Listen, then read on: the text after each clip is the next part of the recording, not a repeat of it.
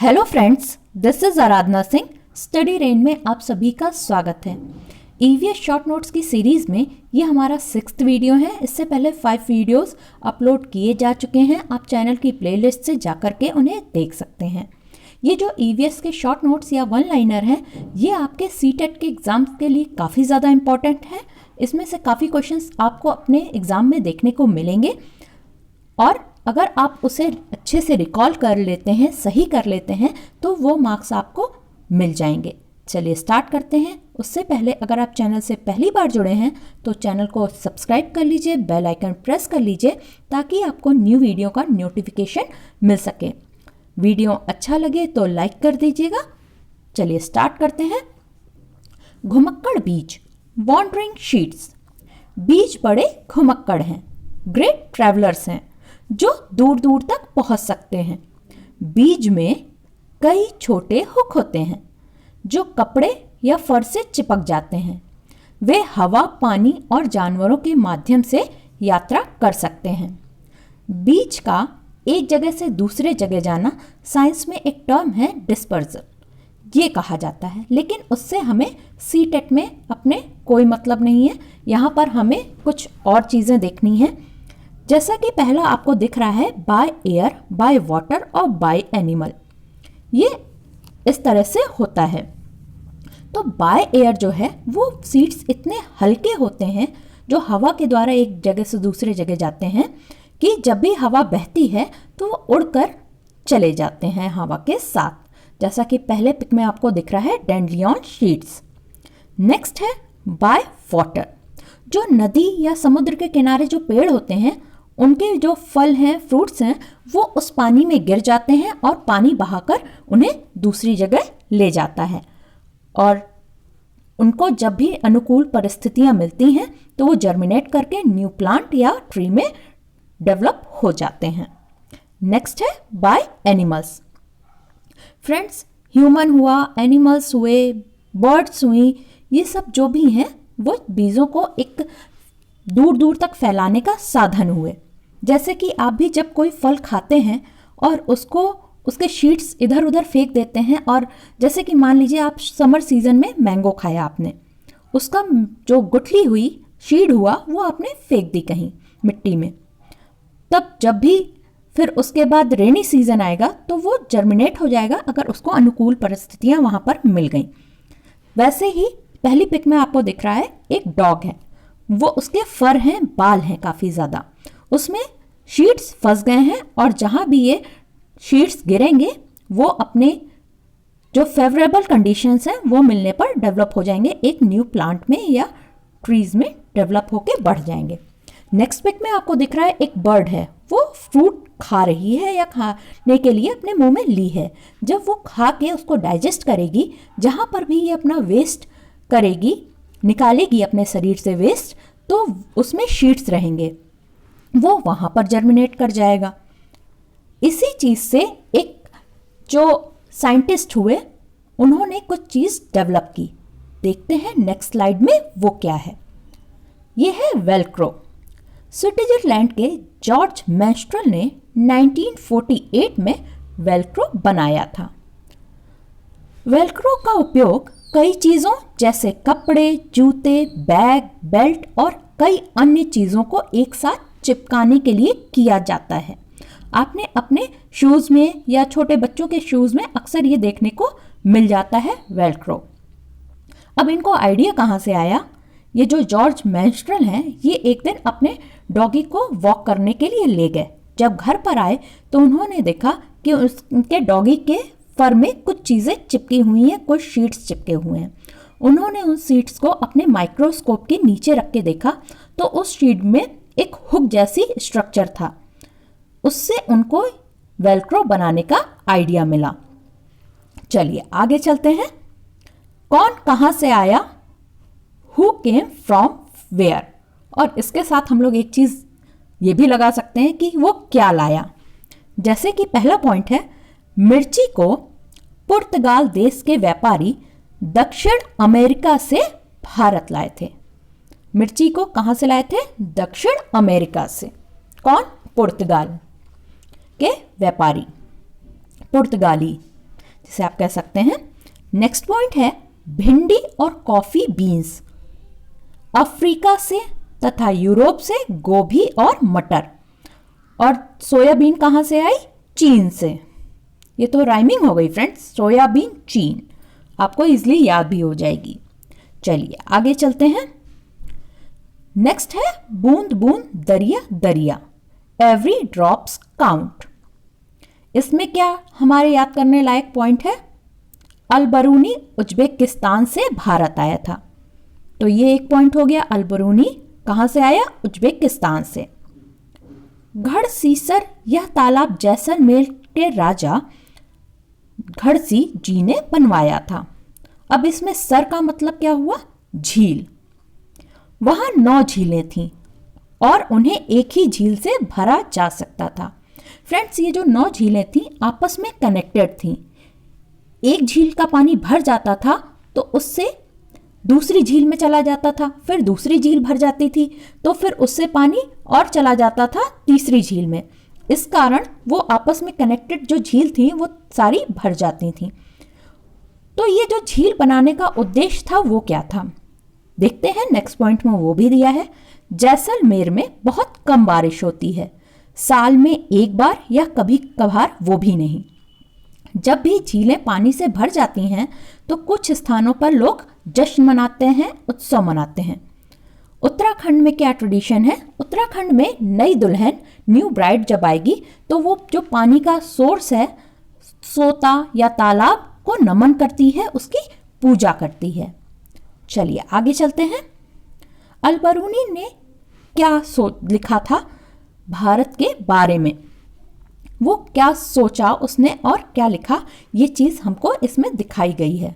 यहाँ के लोग तालाब बनाने में तो माहिर हैं, अगर हमारे देश के लोग इन्हें देखेंगे तो हैरान ही रह जाएंगे। बहुत बड़े बड़े भारी पत्थरों को लोहे के कुंडों और सरियों से जोड़कर तालाब के चारों तरफ चबूतरे बनाए जाते हैं। इन चबूतरों के बीच में ऊपर से नीचे जाती हुई सीढ़ियों की लंबी कतारें होती हैं।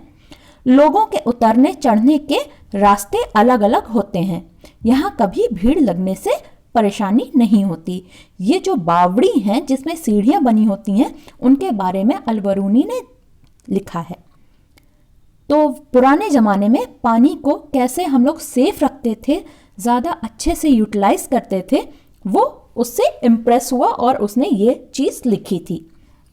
चलिए आगे चलते हैं। हमारे लिए मेन यही है, अलबरूनी उज्बेकिस्तान से आया था। नेक्स्ट है, ये एक और लाइन्स हैं कुछ, उसमें भी हमारे लिए मेन चीज़ ये है कि राजस्थान के अलवर जिले, अलवर जिला कहाँ है? राजस्थान में। इससे हमारे क्वेश्चंस एक ये बन सकता है। चलिए आगे चलते हैं। पानी के प्रयोग, एक्सपेरिमेंट विथ वाटर। सभी महासागरों और समुद्रों में खारा पानी होता है। मृत सागर, डेड सी, दुनिया का सबसे नमकीन सॉल्टिएस्ट सागर है। लगभग 1 लीटर पानी में 300 ग्राम नमक पाया जाता है। इसके कारण क्या है? इतने नमक और घनत्व के कारण कोई जो ये डेड सी है या मृत सागर है उसमें डूब नहीं सकता है। लोग क्या करते हैं? लोग पानी पर तैरते हैं, जैसा कि आप पिक्चर में देख रहे हैं। आगे चलते हैं। मच्छरों की दावत और ट्रीट फॉर मॉस्किटोज। सिनकोना पेड़ की छाल से मलेरिया की दवा बनाई जाती है। पहले तो लोग छाल को उबाल कर इस्तेमाल करते थे। मलेरिया के खिलाफ एकमात्र प्रभावी उपचार क्विनैन, क्यूनीन और अन्य एल्कलॉइड हैं, जो कि यही सिनकोना ट्री से मिलते हैं। रोनाल्ड रॉस ने बताया कि मलेरिया मच्छर से फैलता है। ये क्या थे? ये भारतीय मूल के वैज्ञानिक थे। कौन? Ronald Ross. मलेरिया एक कोशिकीय वाले परजीवी के कारण होता है जिसे प्लाज्मोडियम कहते हैं। मादा एनाफिलीज मच्छर संक्रमित लोगों से परजीवी तब उठाते हैं जब वे अपने अंडों को पोषण देने के लिए आवश्यक रक्त प्राप्त करने के लिए उन्हें काटते हैं। फ्रेंड्स, इसमें क्या पॉइंट्स हमें याद करने के लिए? एक तो मलेरिया की दवाई किससे बनाई जाती है? सिनकोना ट्री से, सिनकोना के पेड़ की छाल से। उससे क्या मिलता है? क्विनैन या क्यूनीन मिलता है। नेक्स्ट क्या है? मलेरिया मच्छर से फैलता है, ये रोनाल्ड रॉस ने बताया था।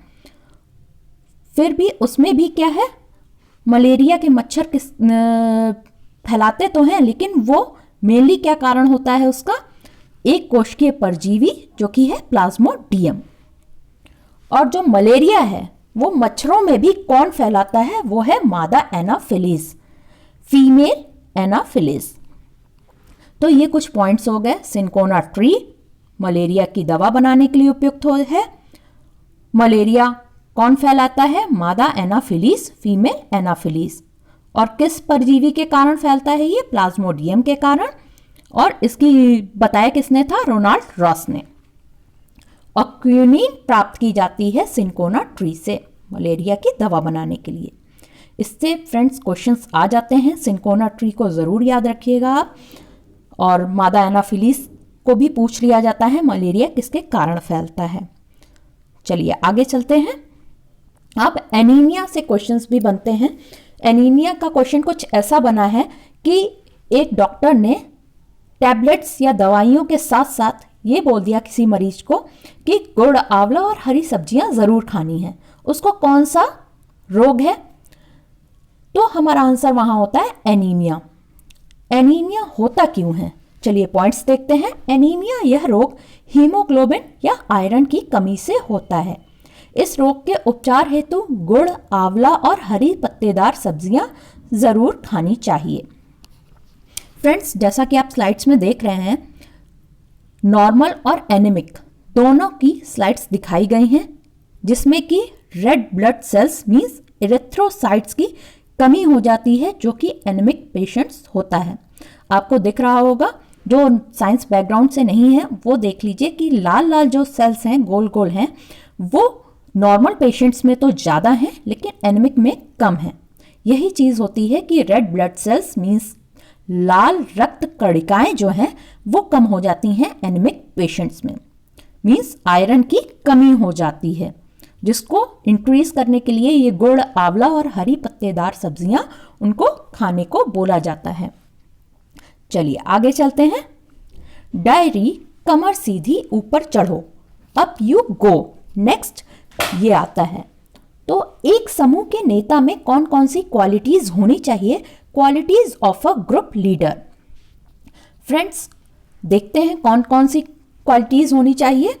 बाकी लोगों का सामान उठाने में मदद करना। नेक्स्ट है पूरे ग्रुप के आगे बढ़ जाने पर ही आगे बढ़ना। जो चल ना पाए उसे हाथ पकड़कर चढ़ाना। रुकने के लिए जगह ढूंढना और बीमार पड़ने पर जो बीमार है उसका ध्यान रखना। सबके खाने पीने का इंतजाम देखना। आगे चलते हैं फ्रेंड्स। मिजोरम राज्य ये कहाँ पर है? ये भारत का उत्तर पूर्वी राज्य है। यहाँ कौन सी भाषा बोली जाती है? मिजो। तो ये तो मिजोरम से ही मिजो आपको इजली याद हो जाएगा। नेक्स्ट पॉइंट है, बछेंद्री पाल पहली भारतीय महिला थी जो कि माउंट एवरेस्ट पे चढ़ी थी।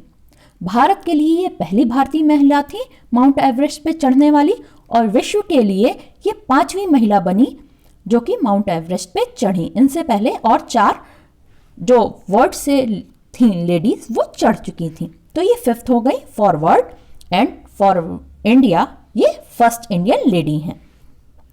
चलिए आगे चलते हैं। माउंट एवरेस्ट की ऊंचाई है 8,848 मीटर, 8,848 मीटर।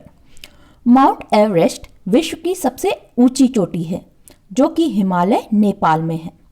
नेपाल में इसे क्या कहते हैं? सागर माथा के नाम से जाना जाता है। बछेंद्री पाल जी 23 मई 1984 1984 को 1:07 पर माउंट एवरेस्ट पर चढ़कर ये उन्होंने कीर्तिमान हासिल किया था। थैंक यू फ्रेंड्स, आज के लिए इतना ही। अपनी तैयारी को बार बार इसको रिवाइज करिए, याद करते रहिए, ताकि आपके एग्जाम में अच्छे से ये पॉइंट्स, जब भी इन पॉइंट्स से क्वेश्चंस बने तो आप उसे अच्छे से सही कर सकें। Thank you. जय हिंद। आप हमसे फेसबुक और टेलीग्राम पर भी जुड़ सकते हैं। अगर वीडियो अच्छा लगा हो तो लाइक कर दीजिए, हमारे चैनल को सब्सक्राइब कर लीजिए, अगर अभी तक ना किया हो तो बेल आइकन ज़रूर प्रेस कर लीजिएगा ताकि नेक्स्ट वीडियो का आपको नोटिफिकेशन टाइम से मिल सके। जय हिंद फ्रेंड्स।